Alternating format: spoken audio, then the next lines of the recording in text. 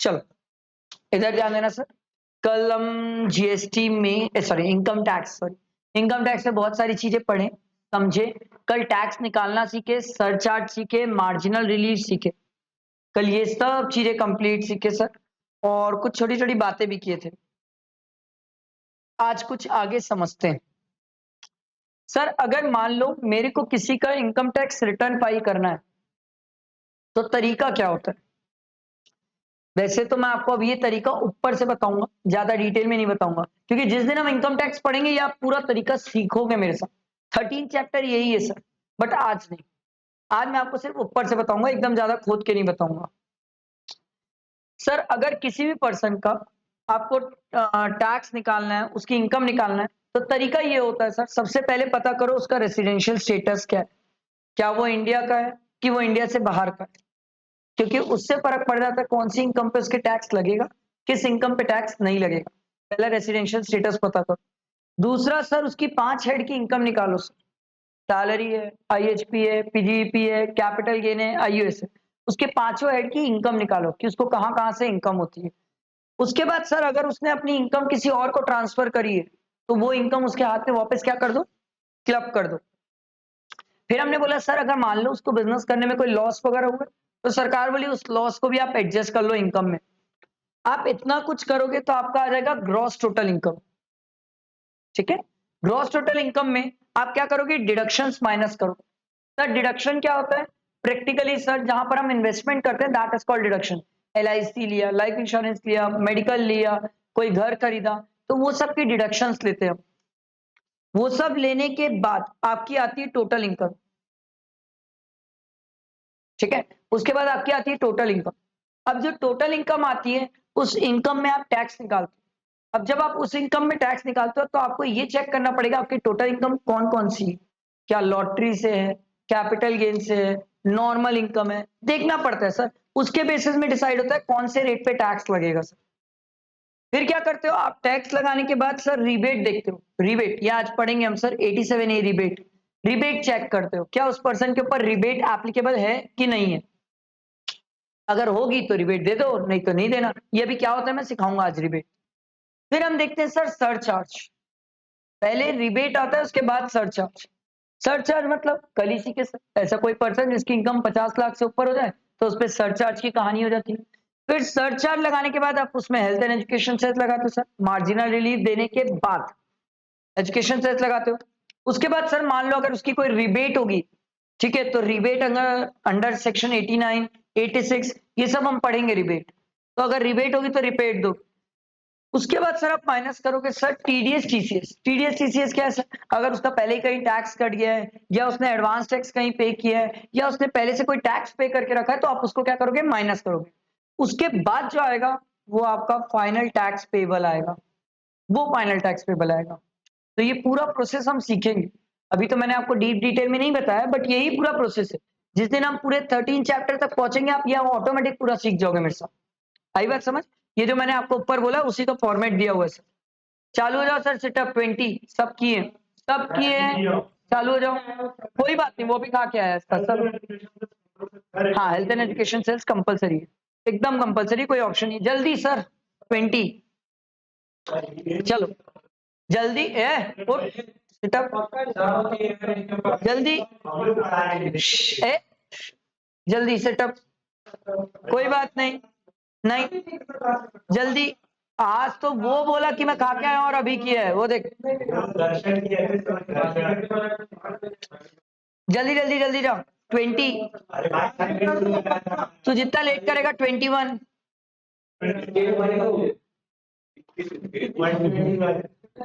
जल्दी जल्दी जल्दी जल्दी जल्दी, कोई बात नहीं। बताया ना मैं, एक जापानीज थ्योरी होती है लेट संकल्प। लेट संकल्प वो बहुत डेंजरस होता है, इसीलिए अपन बोलते हैं लेट नहीं करना चाहिए। जाओ जल्दी जल्दी जल्दी जल्दी, चलो। हाँ 20। अरे अरे जल्दी जल्दी जल्दी जल्दी, ठीक है। चलो इधर ध्यान देना सर, इधर ध्यान दो। ये सेटअप वाली कहानी गर्ल्स पे भी एप्लीकेबल है ना। लड़कियां मत सोचे क्या, कान पकड़ के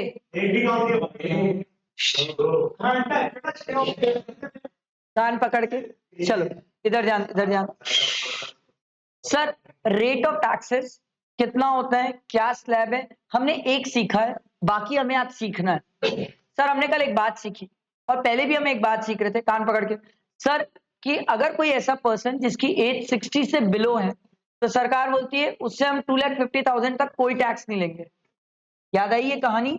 ये स्लैब मैंने आपको लिखाया था सर, ये जो मैंने यहां से लिखाया था सर, पर आप मेरे को मेरी बात ध्यान से सुनेंगे क्योंकि कुछ चीजें मेरे को सिखानी है सर। देखो क्या बोलते हैं, in case of every individual, ठीक है, and in case of resident other than, ठीक है, जो 60 से अबव है या 60 का है। क्यों सर? 60 वालों के लिए ये वाला स्लैब है, ये बिलो 60 वालों के लिए सर, ये स्लैब बिलो 60 वालों के लिए, ठीक है। एचयूएफ के लिए, एओपी के लिए, बीओआई के लिए, एवरी आर्टिफिशियल जुडिशियल पर्सन के लिए स्लैब एप्लीकेबल है। क्या एप्लीकेबल है? पहले 2.5 लाख तक निल, नेक्स्ट 2,50,000 में 5%, नेक्स्ट 5 लाख में 20% और बैलेंस में 30%। सर अगर आपकी एज 60 से ज्यादा है पर 80 से कम है, या आप 60 के हो या 60 से ज्यादा के हो और सर आपकी एज 80 से कम है, तो सरकार बोलती है आपके लिए स्लैब चेंज होगा। देखो कितना चेंज हुआ, आप समझो। यहां पर स्लैब कहां से चालू हुआ था? 2,50,000। यहां कहां से चालू हुआ है? तो 60 या 60 ऊपर वाले लोगों के लिए थोड़ा फायदा है, थोड़ा फायदा है सर, ठीक सर। फिर उनके लिए बात वही होती है, आगे सेम है sir. Next 2 lakh, next 2 lakh कैसे पता चला? ये नेक्स्ट 2 लाख कैसा है, समझ आया? आपको समझाता हूं। अपन क्या लिखते थे? 0 से 2.5 लाख निल, 2.5 से 5% ये लिखते थे। अब अपन ने क्या किया? 0 to 3 लाख निल, 3 से 5%। तो देखो ना गैप कितने का बचा? 2 लाख। समझ आया? ये जो 50,000 था उसको यहां शिफ्ट किए तो यहां पर सर 2 ही बचा लिमिट। समझ आया?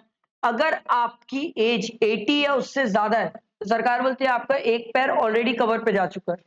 सरकार बोली उस केस में हम 5 लाख तक आपसे कोई टैक्स नहीं लेंगे, पर अगले 5 लाख पे 20%। मैं बोला वाओ, मतलब आप तो ये वाले स्लैब में पहुंच गए सीधा। सरकार बोली वेरी गुड, तू समझदार है, हम डायरेक्टली ये वाले स्लैब की बात कर रहे हैं। अगर कोई पर्सन ऐसा है जिसकी एज 80 या उससे ज्यादा है तो समझ आई बात? क्लियर हुआ सबको? आगे बढ़ते हैं। सरचार्ज की कहानी मैंने आपको सिखाई। इसमें जो कुछ और भी कहानियां दी है, ये short term capital gain, long term capital gain और डिविडेंड इनकम, ये हम समय आने पे सीखेंगे, अभी नहीं सीख सकते सर, अभी सीखेंगे तो गड़बड़ हो जाएगा। सिखाऊंगा मैं इसको, समय आने पे पूरा सिखाऊंगा। मार्जिनल रिलीफ मैंने आपको सिखाई थी सर, कैसे निकालते हैं। Special rates of income tax, sir क्या ये हमें पढ़ना चाहिए? No sir. क्यों? जिस दिन आप मेरे साथ इनकम टैक्स पढ़ोगे आप ये पूरे रेट्स पढ़ लोगे, यहां से पढ़ने का कोई सेंस नहीं है, कोई सेंस नहीं है। जिस दिन मेरे साथ इनकम टैक्स बैठ के पढ़ोगे ये पूरा पढ़ लोगे, यहां भी पढ़ोगे वहां भी पढ़ोगे। इससे अच्छा ये जहां पर एग्जैक्टली दिया हुआ है वहां पर पढ़ना। सर ये कहां पर दिया हुआ है? ये कैपिटल गेन में दिया हुआ है। जब अपन कैपिटल गेन हेड पढ़ेंगे तो मैं वहां पर आपको डीप डिटेल में सिखाऊंगा कि ये कैसे करना है, क्या करना है, किस तरीके से करना है, वहां पर हम पूरा सीखते हैं। अभी पढ़ने की जरूरत नहीं है सर, ठीक है। पर देखो लॉटरी वगैरह देख सकते हो, ये भी हम पढ़ेंगे आगे डिटेल में। लॉटरी वगैरह देख सकते हो, देखो लॉटरी में tax, lottery, crossword puzzle, horse race, card game, ये सब चीजों में कितना परसेंट देख लो, 30%। सर अगर आप याद है black money, section 115 BBE, unexplained investment, unexplained money, unexplained cash credit, investment not fully disclose, सरकार बोली चोर, टैक्स 60%। आप बोले सर आप तो 78% बोलते थे टैक्स, वो कहां से लाए थे? 60% tax, 25% surcharge plus 4% education cess, ऐड करके चेक कर लो 78 ही आएगा। फिर 78 ही आएगा। सरकार बोली एक साथ बोल लो, नहीं तो ऐसे बोल लो, कोई दिक्कत नहीं, बात तो एक ही है सर, ठीक है। उसके बाद सर ये वाली जो इनकम है, income by way of royalty वगैरह, ये सब हम पढ़ेंगे। रॉयल्टी, कार्बन क्रेडिट, ये आप इनकम ऐसे ही नाम से याद रख सकते हो। इनकम, ये सब डिटेल में पढ़ने वाले हम। Income by way of royalty 10%, income by way of carbon credit 10%। Royalty पता है, हमने किसी को अपनी इंटेलेक्चुअल प्रॉपर्टी यूज करने दी है, उस यूज करने के लिए वो हमें क्या पे करता है, रॉयल्टी पे करता है, तो उस पर 10%। कार्बन क्रेडिट क्या होता है सर? सरकार ने बोला था आप इतना कार्बन एमिट कर सकते हो। मान लो कि एग्जाम्पल है कि 1 लाख कार्बन एमिट कर सकता हूं। मान लो मैंने सिर्फ 50,000 कार्बन एमिट किया है, तो 50,000 एमिट नहीं किया। अब मैं अगर 50,000 एमिट नहीं किया तो मेरे पास क्या 50,000 की लिमिट बची हुई है? बची हुई है। सरकार बोली वो लिमिट तुम चाहो तो किसी और को बेच सकते हो। तुम जिसको बेचोगे वो सामने वाला 50,000 कार्बन एमिट कर सकता है एनवायरमेंट में। वो जो तुम बेचे उससे जो इनकम हुई, that is income from carbon credit. समझ आया क्या हुआ कार्बन क्रेडिट? अगला देखो, net winning from online games है। देखो सर, और खेलो ड्रीम 11, माई सर्कल 11 या जो भी आप जानते हो ऑनलाइन गेम्स, सब में 30% टैक्स, फ्लैट 30% टैक्स। मतलब अगर आप 1 रुपए भी कमाए तो 30 पैसा सरकार टैक्स ले जाएगी। ठीक है, इसके बाद देखो sir, cooperative society. Cooperative society क्या है? सरकार ने बोला वेरी सिंपल, सब बचपन से पढ़ रहे सर, ये सोसाइटी सोशल वेलफेयर पर्पस के लिए होती है, प्रॉफिट मोटिव से काम नहीं करती है। सरकार बोली देखो ये धंधा नहीं करते हो, इसीलिए इनका स्लैब भी बहुत छोटा है। देखो, पहले 10,000 रुपए तक 10%, नेक्स्ट 10,000 में 20% और बैलेंस पे 30%। मैं बोला इनके लिए भी सरचार्ज की कहानी है? सरकार बोली हाँ, अगर इनकी इनकम 1 करोड़ से ऊपर चले गई तो इनके लिए सरचार्ज 12% है। इनके लिए सरचार्ज अलग है। अपन जो बाकी पढ़ के आते वो अलग था। अपन पढ़ के आए थे 50 लाख से 1 करोड़ के बीच में 10%, 1 करोड़ से ऊपर चले गए तो 15, फिर 25, फिर 37, ये पढ़े थे। इनके लिए अलग है। आई बात समझ? सर कोऑपरेटिव सोसाइटी चाहे तो वो कंसेशनल रेट पे भी टैक्स पे कर सकते हैं। कितना? 22%, 10% surcharge plus 4% education cess. Effectively बोलोगे तो 25.168। सेक्शन कौन सा है सर? 115 BAD। सीएमए वालों में आता है एमसीक्यू में कि 115 BAD के केस में कोऑपरेटिव सोसाइटी को कितना परसेंट टैक्स पे करना पड़ता है? 25.168। इफेक्टिव 25.168, ध्यान रखना। ठीक, सीए वालों में नहीं आता सर, ये बात सीए वालों में कवर नहीं होती। इसके बाद देखो कंपनीज, इन्होंने चेंज किया sir, domestic company, foreign company.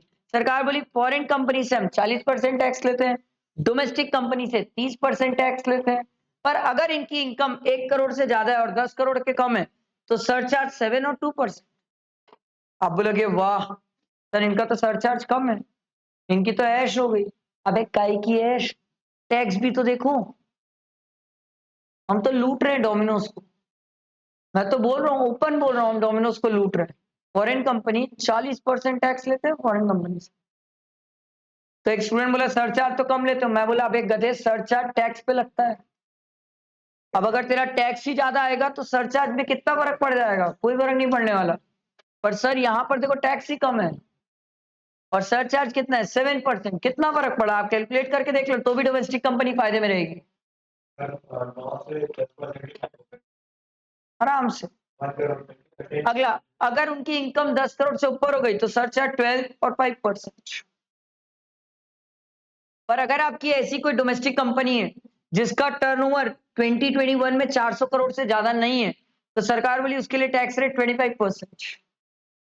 तो सर हमें कैसे पता चलेगा? आपको क्या करना पड़ेगा, कोई भी डोमेस्टिक कंपनी, उसका ना 2021 का टर्नओवर देखना पड़ेगा। एक स्टूडेंट बोला सर मान लो अगर उसका टर्नओवर 500 करोड़ हुआ तो उस केस में ये वाला स्लैब एप्लीकेबल होगा। सर अगर उसका टर्नओवर 300 करोड़ हुआ तो ये वाला एप्लीकेबल होगा। चेक करना पड़ेगा उसका टर्नओवर। जय माता दी, फिर ये वाला है अप्लाई होगा। नहीं, हाँ आरम इंस्टीट्यूट में यही होता है क्योंकि हम तो बने ही नहीं थे उस टाइम, 2021 में हम बने ही नहीं थे आरम इंस्टीट्यूट, तो हमारे को 30% टैक्स देना पड़ता है। और आप लोग बोलते हैं आरम इंस्टीट्यूट बहुत पैसे कमा रहे हैं, बताओ कैसे? 30% फ्लैट टैक्स है, फ्लैट टैक्स, जिसमें बताओ लक्ष्य क्या करता है? बताया था, कल ही बताया था, 4 स्कैनर रखता है, सबका 2.5-2.5 लाख का मजा लेता है दुकान में। और एक दुकान में फर्म के नाम कोई बना के रखा है, HUF का स्कैनर डाल दिया, सब डाल दिया, ये सब डाल दिए। ये मुझे ले रहा है 2.5 लाख के स्लैब के, मैं कैसे लूंगा बताओ? अरब इंस्टीट्यूट पे तो 30% टैक्स है। सैलरी कितनी दिखा लेगा तू? आप अपनी सैलरी दे दोगे, आज ये गया। एक बात बता, तेरे पापा कितने दुकान में कितने लोगों की सैलरी दिखाते हैं? तेरी, जबकि तू नौकर नहीं है। ठीक है, मैं तो पढ़ाता हूँ सर, मैं काम करता हूँ, मैं प्रूव कर सकता हूँ कि मेरे को सैलरी पे करना जेन्युइन है। ठीक, इसके पापा इसके भाई को भी सैलरी दिखाते हैं, जबकि वो मालिक है वहां दुकान का, बैठता है। मालिक अपने आप को सैलरी कब से देने लगा sir? Personal expense are not allowed. उसके बाद अंकल आंटी को भी सैलरी दे रहे हैं, किस नाम से? कि aunty is a consultant in a दुकान, जबकि आंटी दुकान जाती भी नहीं है यार, कंसल्टेंट बहुत दूर की बात है, तो भी सैलरी दे रहे। अच्छा हुआ इसकी बहन नहीं है, उसको बताते मैनेजमेंट कंसल्टेंट, उसको भी सैलरी देते हैं इन लोग। हाँ, अलग। चलो, आई बात समझ? तो अभी लेखा चिट्ठा धीरे धीरे खुलते जाएगा, वो हम पढ़ेंगे सर। ठीक है, इनमें भी मार्जिनल रिलीफ वाली बातें होती है। ठीक है, ये हम सीखते हैं। इसके बाद देखो ऑल्टरनेटिव टैक्स रिजिम, इसका सिर्फ परसेंटेज ध्यान रखना होता है, इसमें इतना ज्यादा ध्यान नहीं देना होता है सर, इतना घुस घुस के नहीं पढ़ना होता है इसको, इसका सिर्फ परसेंटेज ध्यान देना होता है।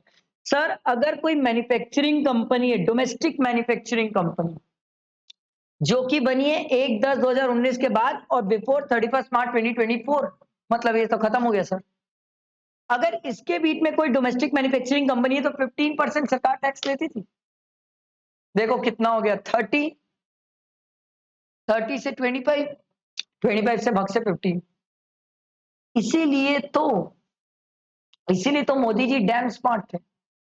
मेक इन इंडिया, आत्मनिर्भर भारत को बढ़ाना था, इंडिया में गुड्स बनाना था, तो बेनिफिट देना पड़ेगा ना। अच्छा एक बात बताइए, 2024 तक ही क्यों? इसको तो जिंदगी भर रखना था, ये तो अच्छी बात है ना, देश आगे बढ़ेगा। 24 तक क्यों?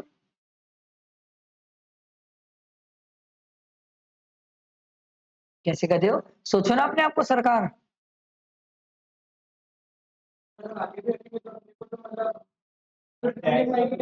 नहीं ना, छोटा सोचते हो सर। 2024 में चुनाव था सर, बीजेपी कांग्रेस लिख के दे सकते हो क्या कौन आने वाली है? नहीं सर, अगर कांग्रेस आ जाती और यहाँ 26 तक लिखा होता तो किसको फायदा मिलता? कांग्रेस को। नाम किसका हो जाता? कांग्रेस का। मोदी जी बोले अगर मैं दोबारा आया तो इसको बढ़ा दूंगा, आ गए दोबारा। अब देखो आएगा इस बार टैक्स अमेंडमेंट क्या करते हैं वो। अरे बात समझ, कुछ लॉ इसलिए बनते हैं क्योंकि आप चोर हो, कुछ लॉ इसलिए बनते हैं क्योंकि देश को आगे बढ़ाना है, और कुछ लॉ इसलिए बनते हैं क्योंकि चुनाव है। अरे बात समझ, क्लियर हुआ सबको? और सर अगर कोई ऐसी कंपनी है जो सेक्शन 115 BAA लेती है तो उसके लिए 22%, मतलब समझो एक डोमेस्टिक कंपनी के लिए कितना सारा याद रखना है, 30, 25, 22, 15, 30 सबके लिए, 25 जिसका टर्नओवर 400 करोड़ के ऊपर है 2021 में, 22 सर 115BAA ऑप्ट करती कोई कंपनी तो, और 15 सर कोई कंपनी जो डोमेस्टिकली मैन्युफैक्चर करती है 1/10/2019 के बाद से लेके 31 मार्च 2024 के पहले। मैन्युफैक्चरिंग का काम होना चाहिए, ट्रेडिंग नहीं, मैन्युफैक्चरिंग।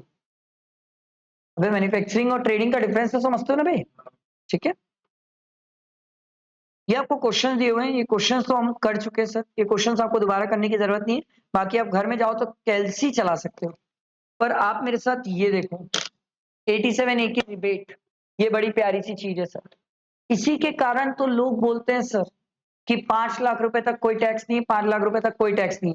मैं आपको समझाता हूँ कैसे। हर स्टूडेंट 5 लाख पे टैक्स निकालो, मेरी एज 60 से बिलो है, वर्धमान सर 5 लाख रुपए का 12,500 आएगा। ये तो समझ आया ना कैसे आया? 5 लाख माइनस पहले तो 2,50,000 कर लो, क्योंकि ये बेसिक एग्जेम्पशन लिमिट है, यहां तक नहीं ले कहानी। बचा इसका 5%, कितना हो गया सर? हो गया कहानी। अब ध्यान से सुनना, इन लोग रिबेट में ये बोलते हैं सर ऐसा कोई भी पर्सन जिसकी इनकम 5 लाख से ऊपर नहीं है, 5 लाख होगी चलेगा, 5 लाख से ऊपर नहीं है, हम उससे 12,500 टैक्स 12,500 तक का टैक्स छोड़ देंगे। मैं बोला नहीं समझ आया। सरकार बोली इस आदमी की इनकम कितनी है? मैं बोला 12,500। सरकार बोली हम इसे रिबेट दे देंगे।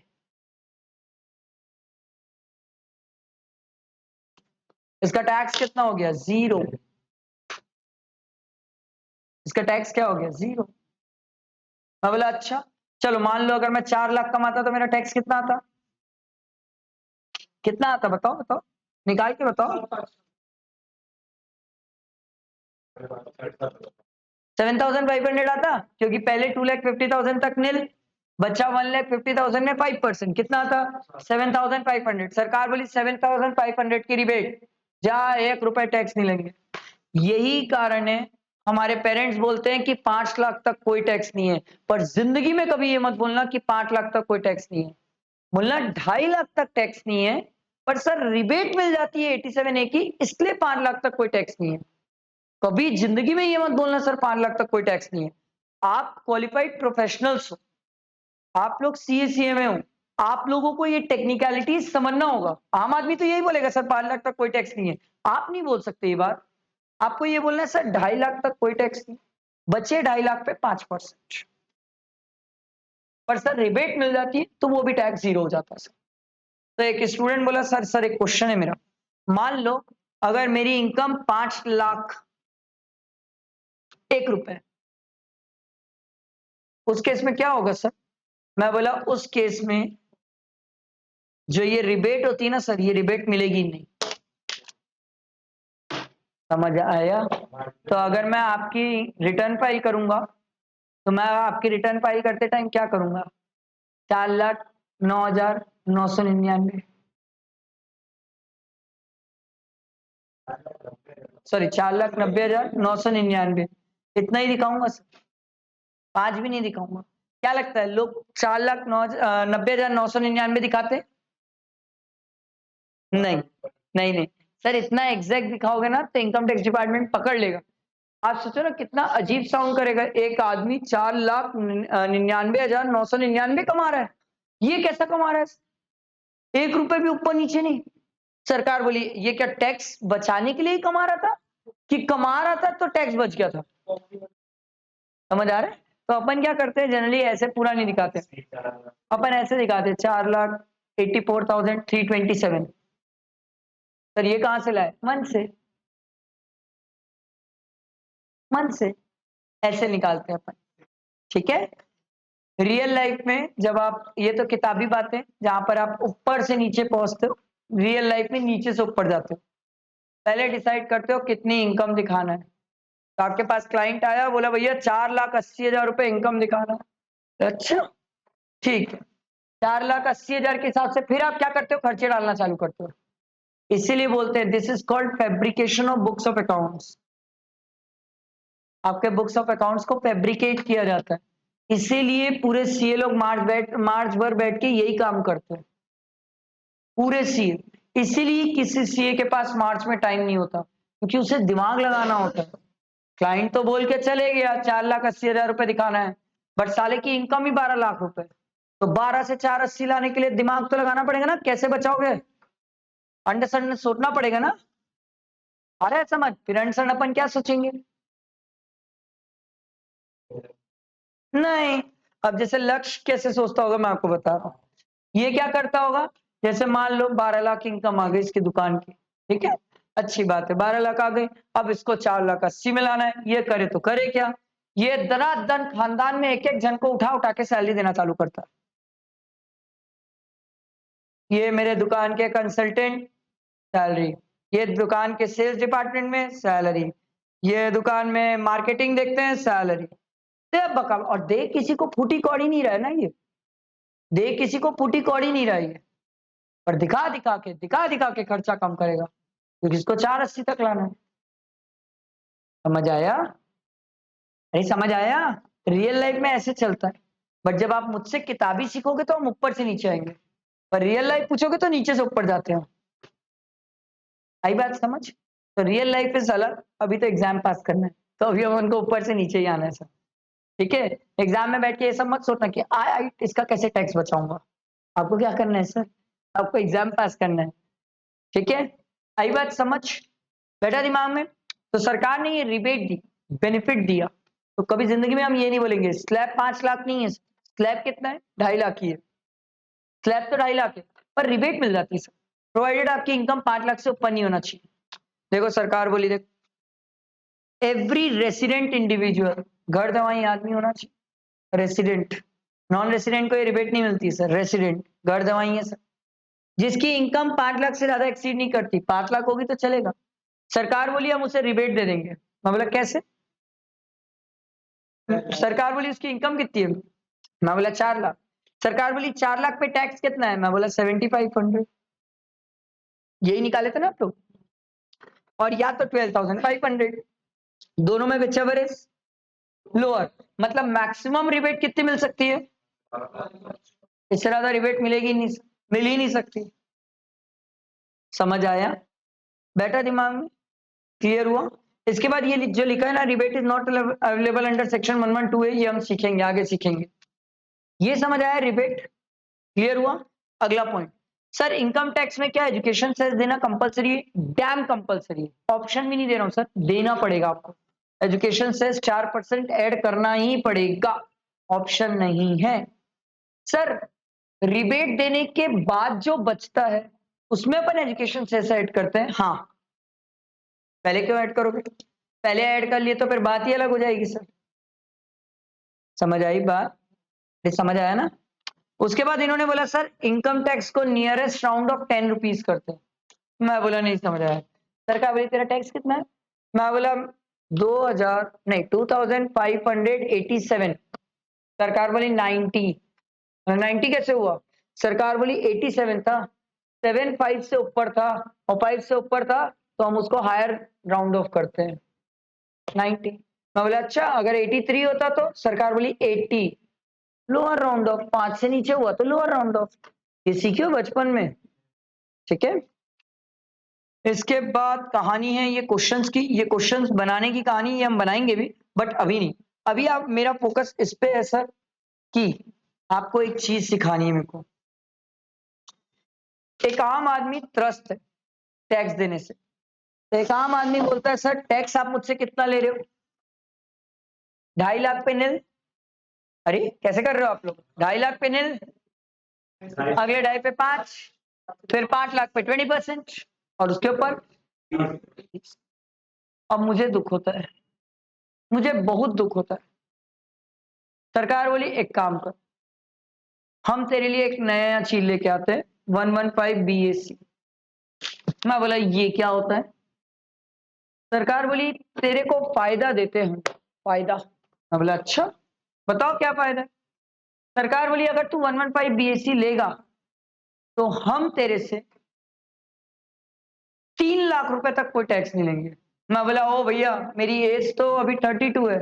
सरकार बोली एज फर्क नहीं पड़ता, कोई फर्क नहीं पड़ता, तू तेरी एज 32 रहे, तेरी एज 80 रहे, सभी के लिए 3 लाख की लिमिट है। मैं बोला यहाँ अलग अलग कहानी नहीं होगी? बोले नहीं अलग अलग कहानी नहीं, पहले 3 लाख तक निल, अगले 3 लाख पे 5%, उसके अगले 3 लाख में 10%। मैं बोला अच्छा ये तो 5-5% करके बढ़ रहा है। सरकार बोली वेरी गुड, ये 5-5% करके बढ़ता है सर, ये सीधा 5 के बाद 20 नहीं होता।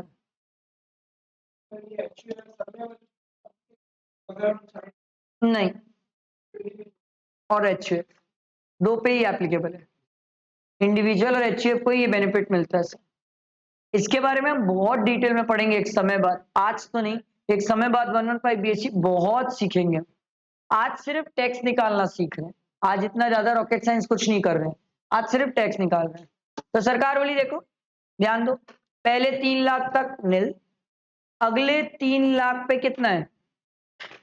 5%, नेक्स्ट 3 लाख पे 10, नेक्स्ट 3 लाख पे 15, नेक्स्ट 3 लाख पे 20, और 15 से ऊपर गए तो 30।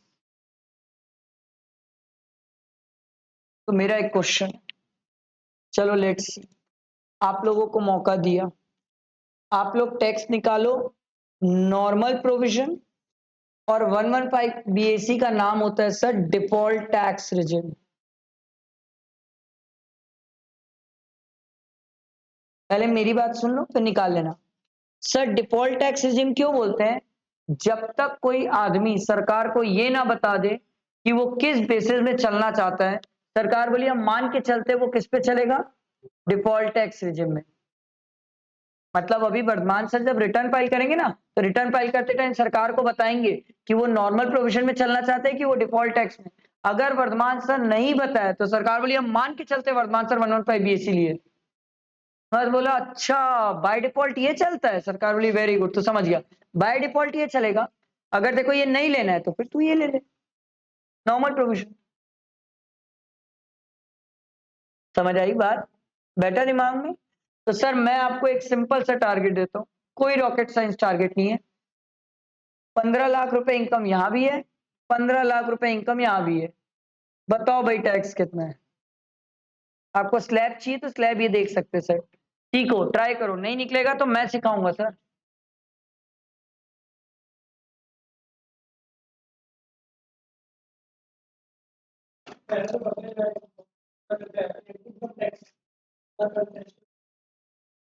ऐसे निकालना, पहले 3 लाख पे नील, बचा 12,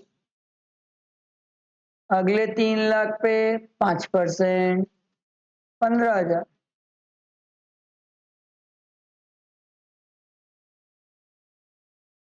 अगले 3 लाख पे 10%,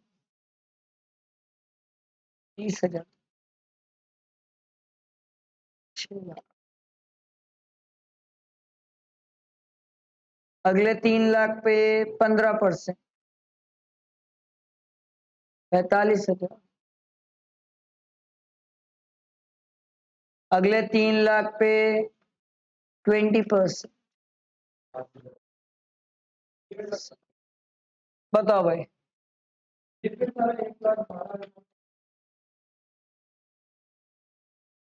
कितना आ रहा है टैक्स? टोटल तो कर दो।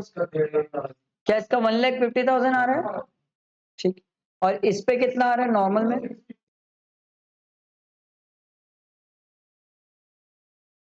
यही आ रहा है क्या? आप बताओ सर कौन सा फायदेमंद है? क्या 115 बीएससी डिफॉल्ट टैक्स रिजिम फायदेमंद है? यस, ये मैंने आपको प्रूव किया। समझ आई बात? ये बैठा दिमाग में? क्लियर हुआ? क्लियर हुआ? एक क्वेश्चन नहीं पता मेरे को, 262 ही आ रहा है ना? अरे कैसे, वैसे ही तो निकालना है। 10 लाख में फिक्स है 1,12,500, बचा 5 लाख का 30%।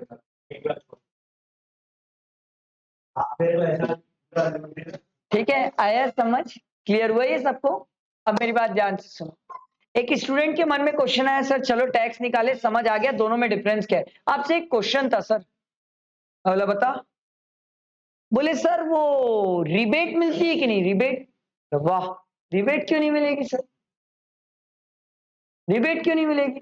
मैं बोला यहां भी रिबेट मिलती थी अपन को, बस कहानी ये थी कि मेरी इनकम 5 लाख से ज्यादा नहीं होना चाहिए, तो मेरे को 12,500 की रिबेट मिल जाती थी, यही कहानी थी। 115 बीएससी में कहानी थोड़ी अलग है।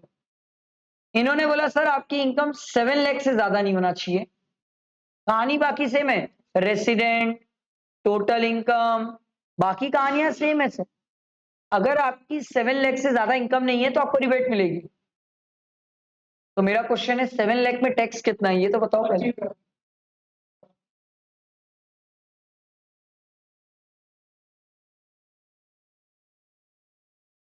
Yeah.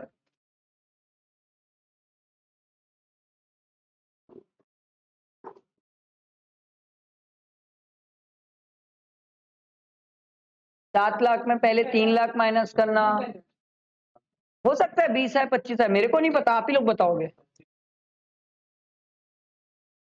7 लाख पे पहले 3 लाख माइनस कर लेना, बचा कितना? 4 लाख। फिर 4 लाख में 3 लाख में 5%, बचा 1 लाख। 1 लाख का 10%।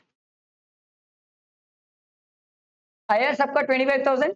तो सरकार बोली 7 लाख तक हम आपको रिबेट देते हैं 25,000। 25,000 की रिबेट मिलेगी सर। तो अब मैं रिटर्न फाइल करते टाइम कितनी इनकम दिखाऊं, 5 की 7? बोलो, क्या 7 लाख दिखा सकता हूं? हाँ। अब मेरे पास एक क्लाइंट आएगा तो मैं बोलूंगा नहीं भैया, तू 5 के मजे क्यों लेता है, तू 7 दिखा दे, 7 का रिबेट ले ले। 5 क्यों सोचना, 4,99,999 के बदले 6,99,999 दिखा, रिबेट ले ले, 25,000 तक पूरी रिबेट मिल जाएगी देखो। अब एक स्टूडेंट के फिर मन में क्वेश्चन आया, सर एक बात बताओ, अभी ना आप एक बात बोले थे कि अगर 5,01,000 इनकम हो जाएगी तो रिबेट नहीं मिलता, सर क्या यहां पर भी वही कहानी है? नहीं, यहां पर वो कहानी नहीं है। अब नहीं है तो अगर मान लो वर्धमान सर की इनकम 8 लाख रुपीज है, तो रिबेट कैसे निकालते हैं ध्यान देंगे, सब ध्यान देंगे, ये नया है, ये पहले कोई नहीं सीखा है, कहीं नहीं सीखा है, बाप जन्म में नहीं सीखे। इधर ध्यान, अगर ऐसा कोई पर्सन है जिसकी इनकम 7 लाख से एक्सीड कर जाती है, ठीक है, तो मान लो अगर मेरी इनकम है 8 लाख, मैडम सर मान लो अगर इनकम 8 लाख है, कुछ बोलना चाहते हैं जी? ठीक, अगर आपकी इनकम 8 लाख है, ठीक, तो रिबेट कैसे निकलेगी? अब रिबेट निकालने का तरीका प्लीज सीखना, किसी को नहीं आता है, विश्वास करो, आप जाके पूछ लो, आधे से ज्यादा इंटर वाले स्टूडेंट ही रिबेट नहीं निकाल पाते, परेशान है, नहीं निकाल पाते रिबेट, बहुत परेशान है कि सर रिबेट कैसे निकालते बता दो, रिबेट कैसे निकालते बता दो, नहीं निकलती है लोगों से रिबेट। तो ध्यान से सुनना, सीखना कैसे निकालते।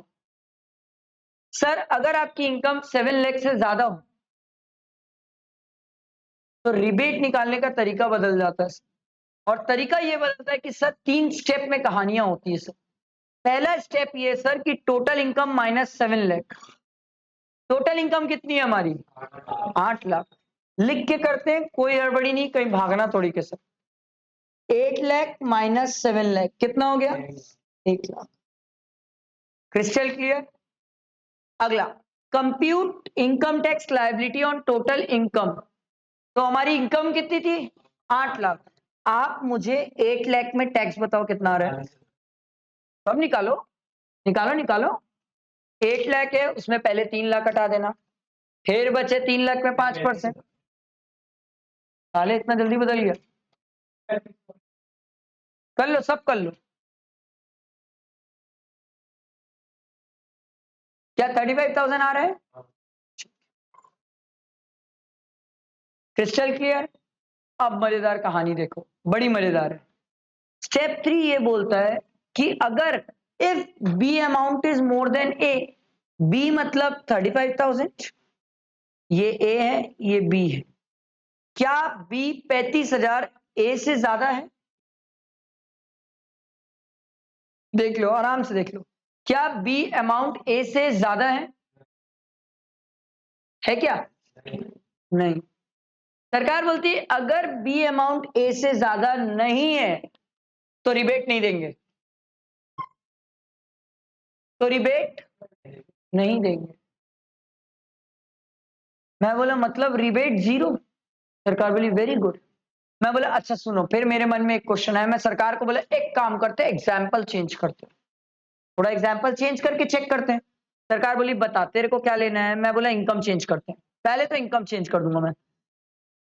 अब मान लो वर्धमान सर की इनकम है 7,25,000, तो पहला ए वाला क्या आएगा सर, 7,25,000 माइनस 7 लाख कितना हो गया 25,000। Crystal clear? पक्का क्लियर? ठीक। सर 7,25,000 में टैक्स बताओ कितना आ रहा है, करें बाकी सब भी करो, निकालो सर, टैक्स तो वैसे ही निकलेगा, पहले 3 लाख पे निल, अगले 3 लाख पे 5%।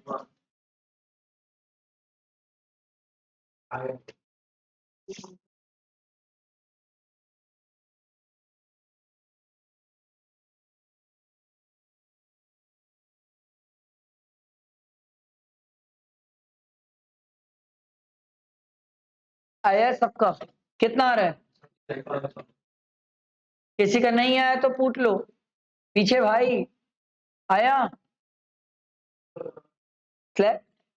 नीचे दिखा देता हूँ, रुक। ये रहा, ऊपर स्लैब ही दिखा देता हूँ। ये रहा स्लैब अपना। नहीं आएगा तो बोलना, टीचर हूं, बाबा नहीं, मन नहीं पढ़ सकता। बोलोगे तो बता दूंगा, हेल्प कर दूंगा।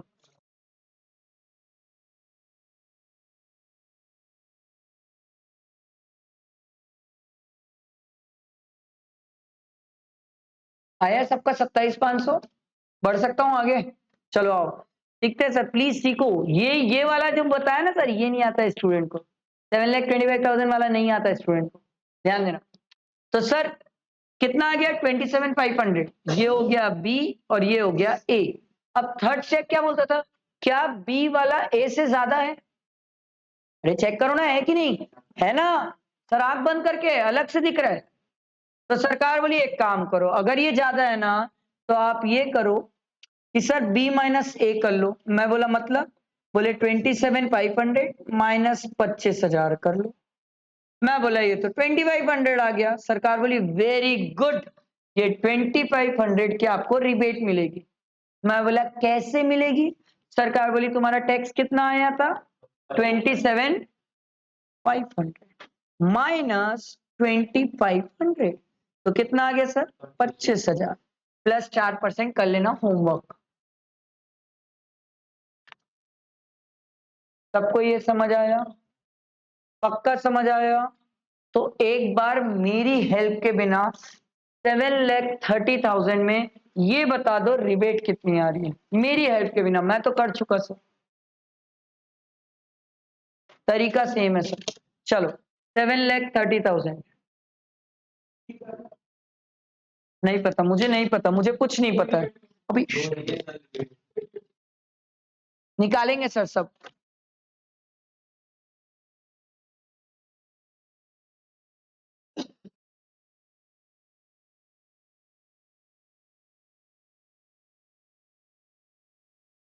पक्का जीरो आ रही है क्या रिबेट? सब ट्राई करेंगे। आया तेरा? इधर त्रिशा, ओ भैया, ओ भैया जी आ गया। मैडम नाम भूल गया।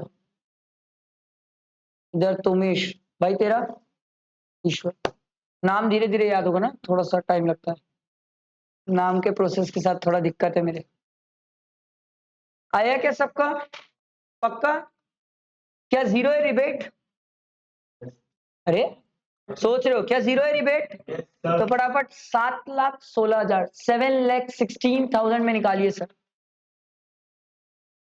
7,16,000। स्टेप यही 3 है सर, बताइए।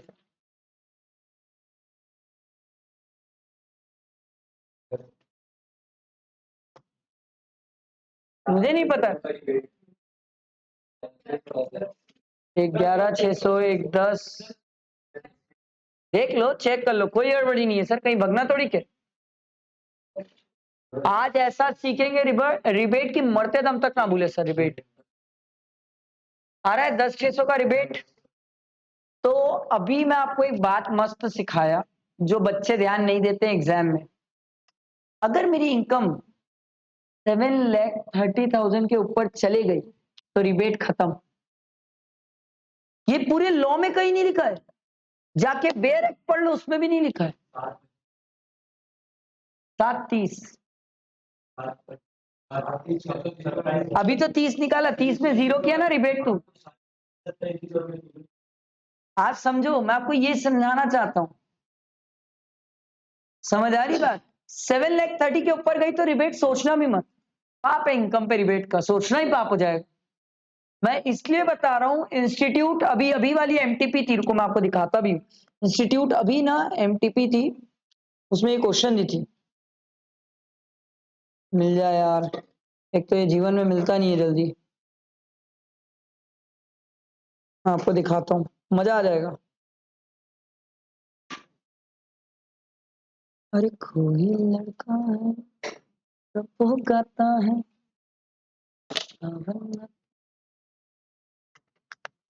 अब इसमें इन्होंने क्या किया था, 7,25,000 इनकम एंड एग्रीकल्चर इनकम भी डाला था। अभी ये जो एग्रीकल्चर इनकम वाला पार्ट है जिसको इंक्लूड करके टैक्स निकालने का तरीका है, ये हम अभी सीखे नहीं है, सीखेंगे। मैं आपको ये सिखाऊंगा पीजीबीपी वाले चैप्टर में जी भर के सिखाऊंगा। अभी मैंने आपको ये सिखाया नहीं है, पर विश्वास करो ये स्टूडेंट से क्वेश्चन बन ही नहीं रहा था, बन ही नहीं रहा था। मैं तो इसकी वीडियो भी डालूंगा, आप जब फुर्सत में जब सीख लो तब देखना, अभी मत देखना, अभी मत देखना, पर सीख लो तब इसको जरूर देखना।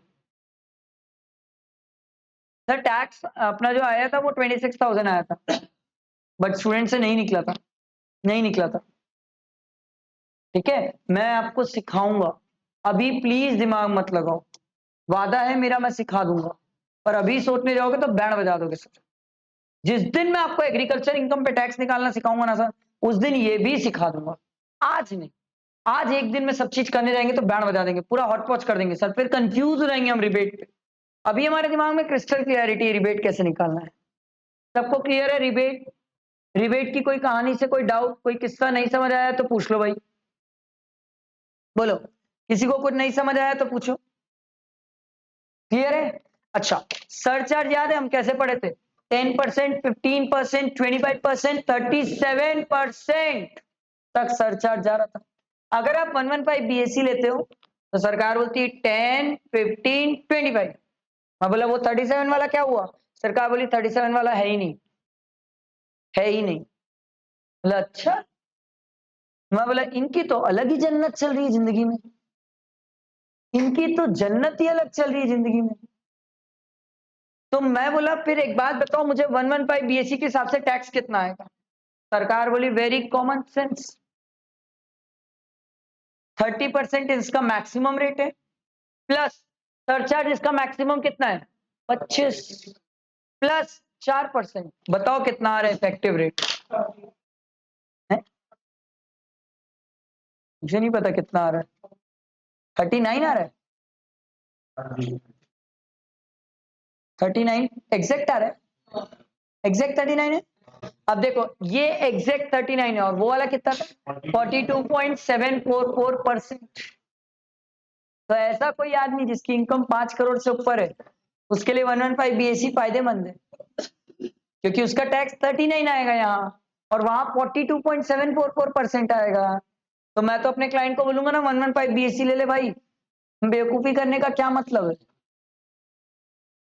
समझ आया क्या बोला मैं, सर क्या ये 115 बीएससी इतना ही है, नो, 115 बीएससी में और भी कहानियां हैं, पर और कहानियों के लिए अभी आप छोटे हो, जिस दिन मैं आगे के चैप्टर्स पढ़ाऊंगा तब और कहानियां समझ पाओगे, अभी नहीं सर, अभी नहीं, अभी आप छोटे हो, अभी आप टैक्स निकालना सीख गए हो। तो अब आज आप अपने घर वालों के जाके मजे जरूर ले सकते हो, बैठना पापा के बाजू और पापा को पूछना पापा आपकी इनकम कितनी। अगर वो गलती से आपको बता दिए, गलती से, क्योंकि वो आपको बताएंगे नहीं, क्योंकि आप इतने प्यारे बच्चे हो कि अगर आप लोग को इनकम बताएंगे तो बहुत दिक्कत हो जाएगी। फिर क्या है, आप लोग ऐसे बोलोगे पापा इतना तो कमाते हो, एक आईफोन नहीं दिला सकते। तो इसीलिए वो आपको सच इनकम तो बताएंगे नहीं, और बता दिए तो बहुत किस्मत वाले हो। तो बता दिए तो फिर उनका बैठ के टैक्स निकालना, और फिर टैक्स निकाल के पूछना पापा आप कितना टैक्स देते हो। फिर वो बोलेंगे ना बेटा नहीं बेटा अपन तो टैक्स ही नहीं देते। तो ये मत बोलना पापा को कि पापा आप चोर हो, मारेंगे अलग, तोटेंगे अलग और घर से निकाल देंगे अलग। तो पापा को ये मत बोलना, समझ जाना अंदर क्या चल रहा है। कुछ जगह प्यार से स्माइल करना भी बहुत कुछ होता है, हर जगह बोलना जरूरी नहीं होता है। आई बात समझ, प्यार से स्माइल कर देना, that is more than enough. Clear हुई बात, समझ आई सबको बात, बैठा दिमाग में। ये हमारा फर्स्ट चैप्टर था जो हमने कंप्लीट कवर किया, कुछ भी नहीं छोड़ा, हर चीज कवर की फर्स्ट चैप्टर से। This was the basic chapter. ये हमारा इनकम टैक्स का डेमो कंप्लीट हुआ। अब जो हमारा कल से रहेगा वो जीएसटी का रहेगा सब, ठीक है। जीएसटी का भी 3-4 दिन जाता है, जीएसटी का डेमो, जीएसटी का डेमो रहेगा, उसके बाद बाकी रिस्पेक्टिव टीचर्स हैं उनके डेमोज रहेंगे। मैं आज से आप लोगों के डेमो लेक्चर्स डालना स्टार्ट कर दूंगा, आज या कल से डेमो लेक्चर स्टार्ट कर दूंगा, ताकि इन केस अगर कोई स्टूडेंट नहीं देखा हो अभी तक तो देख लेंगे सर, ठीक है। ओके, किसी को और कुछ पूछना मुझसे, पक्का। ठीक है, चलो आज के लिए आज इतनी ही class. Bye bye, enjoy, take care.